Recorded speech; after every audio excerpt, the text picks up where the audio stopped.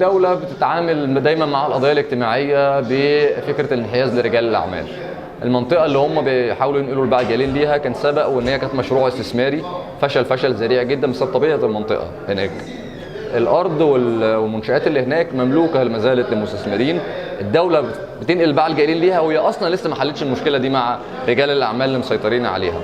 وبالتالي القرارات اللي دايما منحازة لرجال الأعمال والكبار يعني في الدولة بتيجي ضد مصالح الفقراء والناس الغلابة اللي بتاكل عيش.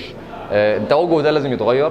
مطالب العدالة الاجتماعية بالأساس إنه قرارات الدولة وانحيازاتها الاقتصادية والاجتماعية تبقى لصالح الغالبية العظمى من الفقراء من الشعب المصري. أما ضرب الفقراء والتنكيل بيهم أو قطع رزق عيالهم ده مش هيؤدي غير حالة من الغضب الشديد جدا اللي بدأت تظهر في جميع القطاعات من المواطنين بسبب سوء الأوضاع الاجتماعية.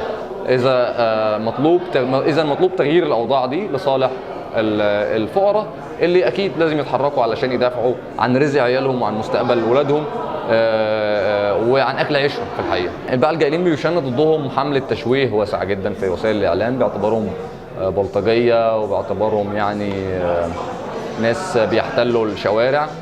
الباعة الجايلين مش موجودين في مصر بس، موجودين في عواصم كبرى زي موسكو ومدريد وروما.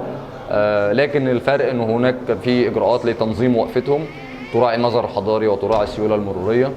لكن اعتقال الباعة الجايلين او تشويه صورتهم امر احنا بنرفضه تماما، وعشان كده احنا النهارده عملنا مؤتمر الصحفي لتوضيح هذه الصوره وبنعلن تضامننا الكامل مع حركتهم ومع مطالبهم.